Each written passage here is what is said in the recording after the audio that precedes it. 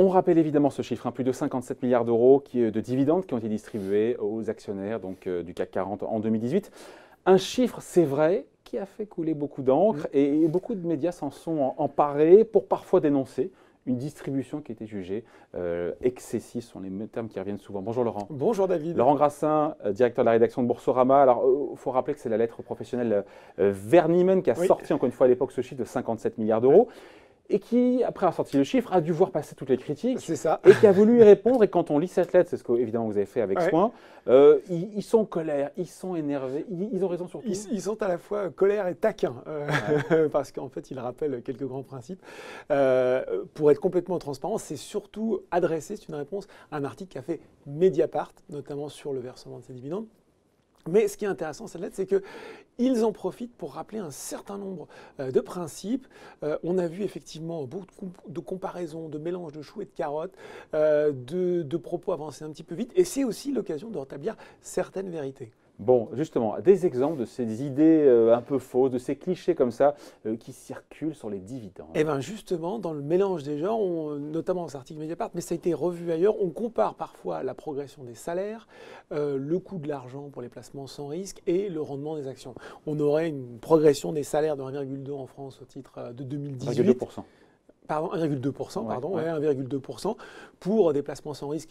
On le voit, livret A qui sont vraiment à 0,75, des clopinettes, et des actionnaires qui, en face, afficheraient royalement des rendements entre 4% et plus de 10%. Donc c'est formidable.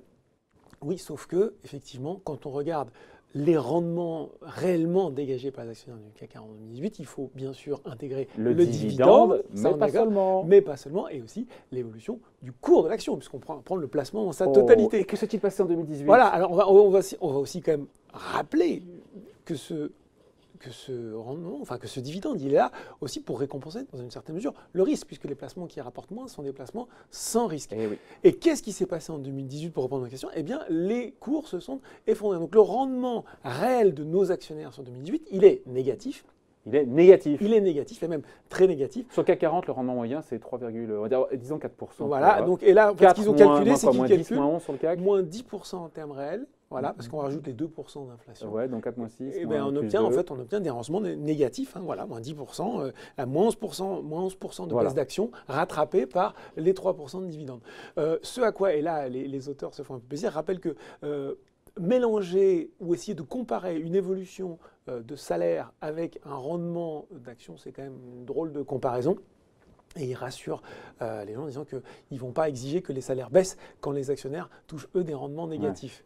Dans les reproches aussi, Laurent, il y a l'idée que le niveau de distribution des profits, ce qui est redistribué aux actionnaires, eh ben, ça ne fait qu'augmenter, ça s'accélère, notamment ces dernières années, et que même le seuil symbolique de la moitié des dividendes, des profits, engrangés, sont distribués aux dividendes, aux actionnaires. Là aussi, en fait, dans cette lettre, dans cette réponse, il y a un graphique sur longue période où on voit que cette courbe, si on la prend dans sa totalité, elle est stable. Elle oscille, on ne dit pas qu'elle est flat, c'est-à-dire qu'il y a des années où on en verse plutôt moins, d'autres plutôt plus, mais qu'on n'a pas une pente comme ça de montagne. Pas une envolée. Exactement. Et que quand on compare cette courbe des profits distribués en France, elle est relativement similaire à ce qui se fait en Europe. Il n'y a pas d'exception française sur le sujet.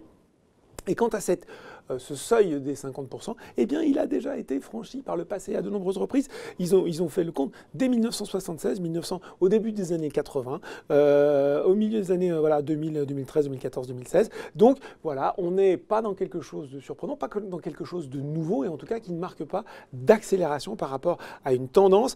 Sur 2017, dernier chiffre connu, on était à 49% en France pour l'ensemble des sociétés cotées, 46% pour le seul CAC 40, et pour les 600 plus grosses sociétés européennes, on est à 50, donc pas d'accélération, pas d'anormalité. Il n'en est rien. On entend souvent aussi dans les reproches que les groupes du CAC préfèrent verser de l'argent à leurs actionnaires plutôt voilà que, au travers notamment des rachats d'actions, mais pas seulement, au détriment de quoi? Pourquoi pas des salaires, et pourquoi pas aussi de l'investissement avec cette préférence pour le présent, donc pourquoi pas, quitte à hypothéquer encore une fois l'avenir de la boîte. Oui, alors c'est ça. Alors ils ont pris, les auteurs, hein, on rappelle leur nom, Pascal Quiri et Yann Le Fur qui réalisent cette lettre, ils ont pris un exemple intéressant, ils sont allés chercher les brevets. Bah oui, finalement si on investit, la meilleure façon de voir qu'on investit, c'est qu'est-ce qu'on dépose en termes de brevets, c'est un indicateur qui est souvent surveillé. Et ben voilà, sur les 10 premiers déposants de brevets en France, 7 sont des membres du CAC 40. On se souvient, vous aviez interrogé Jacques Aschenbroich, président de Valeo, société équipementier automobile qui mise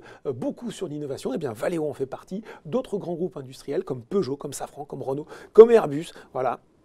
Et parmi les 50 premiers déposants de brevets en France, on compte les principaux groupes industriels français. Donc on pourrait se dire à l'échelle de la France, en tout cas on y est. Mais même au niveau mondial, on n'est pas si mal. Puisqu'en fait les dépôts de brevets en France, ils n'ont jamais été aussi élevés. 71 000 en 2017, c'était 62 000 en 2008, ça progresse de 15%. Et le nombre de brevets délivrés dans le monde à des groupes français, lui aussi, il augmente. Figurez-vous, 49 000 en 2017. Donc il ne faut pas opposer. En tout cas, voilà, ça augmente. En tout cas, l'innovation est au rendez-vous puisqu'on dépose des brevets. Voilà. Et autre précision intéressante, c'est sur la valorisation. Puisque quand on valorise un groupe, on valorise ses perspectives de développement futures, donc a priori ses investissements et aussi sa capacité à générer de la croissance et des profits dans le futur. Eh bien, savez-vous, David, moi c'est vrai que je n'avais pas forcément en tête que la capitalisation des 40 plus grands groupes français est supérieure à celle des 40 plus grands groupes allemands.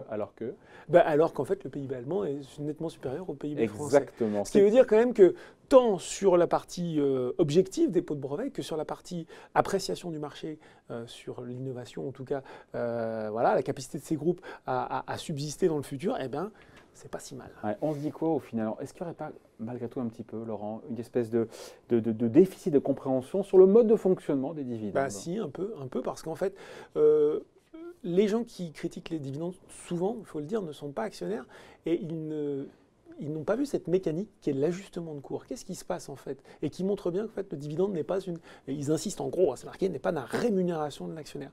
En fait, si demain vous achetez une action à quelques jours du détachement de dividende, quand on touche au dividende, quand il va être détaché puis mis en paiement, vous allez peut-être avoir un dividende, allez, on va dire de 2 € pour une action qui cote 20.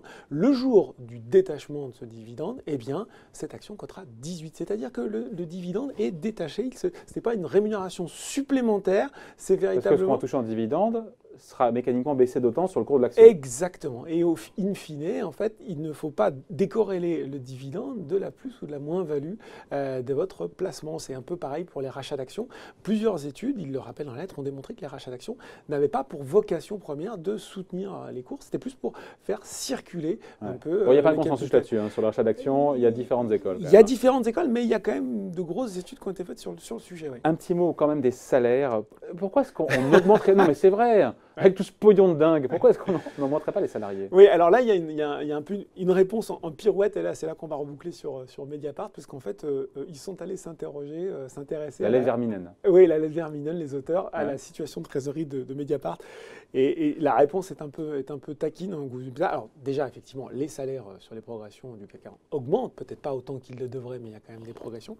Et donc, eux, ils sont allés s'intéresser aux comptes de Mediapart, et ils disent, on ne comprend pas, parce qu'en fait, vous avez des ventes en croissance de 20% en 2017, c'est pas mal. Une marge d'exploitation de 19%, c'est vrai que c'est plutôt une belle performance. Quasiment pas de dette, 6,7 millions d'euros de liquidité, bien aussi, et pourtant, pas d'augmentation de salaire chez Mediapart. Donc c'est l'hôpital qui se fout de ce que je dis, mais ne faites pas ce que je fais. Voilà, en tout cas, on voulait revenir sur... c'est intéressant au travers de cette lettre de revenir sur les idées reçues, les clichés qu'il peut y avoir. Et le risque, David, encore une fois, les actionnaires des dividendes, ils touchent leurs dividendes, mais ils peuvent aussi perdre grande partie de leur mise. Sur l'action, c'est ce qui a été vu en 2018. Et ça, je pense qu'on ne le souligne pas assez.